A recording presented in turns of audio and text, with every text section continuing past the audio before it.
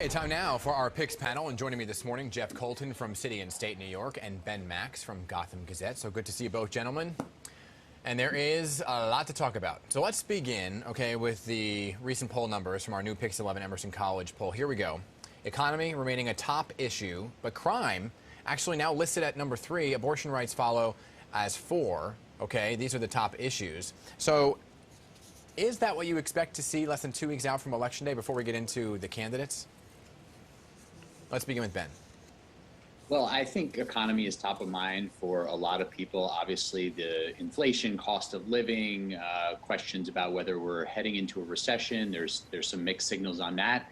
It's important to everybody, and obviously there's a lot of questions about how the state is handling getting people back to work and a number of other issues around that. So that's always, around election time, the economy is almost always right at the top or near the top. Right, but when you look at what they're doing on the campaign trail, it seems like crime would be the number 1 issue, Jeff, right? Exactly. I'm surprised to see that because I'm assuming that Governor Hochul's internal polling shows crime to be at the top of mind because she has been focusing on that, been really trying to kind of bolster her record. They're talking about her desire to get more guns off the streets and focusing on assault weapons. So, I mean, we saw in the debate last week her really pushing Zeldin on that point, trying to claim that she cares more about crime because she cares about getting guns off the streets. So, yes, I was a little bit surprised to see crime significantly lower than other issues like threats to democracy. Well, yeah, that was number 2, right? And again, let's talk about the candidates themselves because we knew going into this poll being released that it was getting tighter and tighter, but now the numbers with our new poll really go to show you what's happening here. Just 6 points separating the 2 candidates, right? 50% for Kathy Hochul, 44% for Lee Zeldin. In our poll a month before, Hochul led by double digits, and we should note the poll was taken before the recent debate that just took place, okay? So when you look at the totality of what we're seeing here play out, Ben, how worried should the Hochul campaign be, and how confident should Lee Zeldin be? Well, I don't think Lee Zeldin should be confident at all. If he wins this race, it'll probably be by a very narrow margin. It would be an immense upset.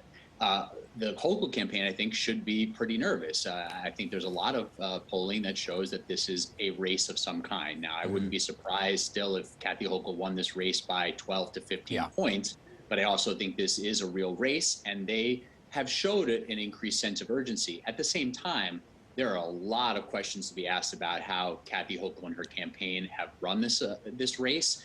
And there will be a lot of second guessing coming down the home stretch here if she winds up losing. So let's talk about that, guy, because campaign war chest, obviously she has millions upon millions and millions of dollars in that campaign war chest. I did ask her, we had a governor's forum right here on PIX 11. I said to her, should you have campaigned more, say, in upstate New York rather than downstate New York, even though obviously downstate, that is where she's really zeroing in, of course, New York City. And she said, no, polls tighten always towards the end of the race. But was there a real campaign misstep here, Jeff? I've talked to political consultants all day long, and I have rarely heard a compliment of the Hochul campaign. I think there are a lot of professionals who are thinking that they would have done it differently or they could have done it better. Of course, that's the nature of the business. Oh, yeah. But yes, there's been a lot of criticism here. Although, look, I will say that Hochul might feel comfortable upstate being from Western New York, being the first governor in years and years. And maybe she isn't as concerned about that. We also see her on Thursday campaigning with President Biden in Syracuse. So she's not neglecting these areas. Yeah, to talk about the Micron deal, bringing lots of money and jobs. Go ahead. It's inarguable that she should have been campaigning more everywhere. I mean, I think that's very difficult to argue with. I mean, she just really hasn't been campaigning very much for months, and it's until recently when the numbers tightened. Yeah, and just overall throughout the race, again, she's got this rose garden strategy of sorts, a lot of ads, a lot of money, and doing a lot of government events, which obviously tie into campaign season, but really could have been on the ground in a lot more communities, a lot more, and I'm just not quite sure why they didn't do that. Let's talk midterms overall, right? Because there's lots of talks, not only here but around the country, of this red wave. When you guys talk to your political experts out there, can we anticipate Republicans taking back both the House and the Senate, specifically because their message has been crime, crime, crime, economy, economy, economy? Ben. Oh, I don't think that's a given at all. I mean, I think it's likely. I think we've known for years since Joe Biden won the election that most likely Republicans were going to have a very good first midterm election. So that's been very likely all along. There's some serious things working against Democrats, and then politically speaking, they got something of a gift with the decision overturning Roe v. Wade. There's obviously this ongoing question about Republicans' threats to democracy, as you see in your poll of New York, but that's around the country as well. So I don't think it's a given by any means. I still think it's likely that Republicans take the House, and I think the Senate remains sort of a toss-up. Right, and it's always historic that whatever party is in the White House come midterms, the other party wins something. Right, Jeff? Yeah, and look, New York's congressional delegation has been doing very well these past couple of years with fully Democratic government and a lot of very established members leading committees like Gregory Meeks, Jerry Nadler, Carolyn Maloney. I think we're potentially, with split government here, going to see a lot less power for New Yorkers.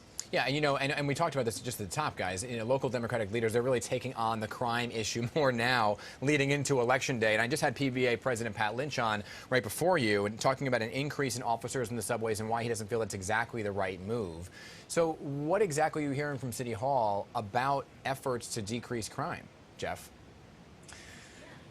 This has been Eric Adams' top issue now for the past 11 months he's been in office. It's actually, frankly, almost disappointing to hear again, oh, we're going to put more cops in the subways, because that's been something that was done under the de Blasio administration. It was done in the early days of the Adams administration. I do wonder at one point if they're going to shift away from this strategy of just more cops in the subways. And less on the political front, I do want to mention 10 years since Superstorm Sandy. We've done several stories on how the recovery is still happening even a decade later, right? And there are concerns that our area is just not ready for another storm of that magnitude. And there are plenty of efforts, though, to improve infrastructure. We just had Brad Lander on our PIX 11 Morning News talking about some efforts. But, Ben, there's a lot of red tape and a lot of money that's just sitting there waiting to be used. Yeah, it's pretty stunning that there's still federal money that came in response to Sandy that, hasn't been spent, as the comptroller's reports recently have outlined. I think this is an ongoing question that relates to far bigger issues around how government functions and how city government builds projects, about the ability to do things quickly. And that's setting even aside, budgetary issues and going over all the time. There's really things, and Mayor Adams, to his credit, has come into office saying he wants to fix these things, and he's announced efforts to do so. But there's really big questions about how New York City government and governments elsewhere are able to complete these projects quickly and advance, resilient planning. Yeah, hopefully there's no other big storm like that. My goodness. All right, Ben, Jeff, thank you both for being here on this Sunday morning. Appreciate it.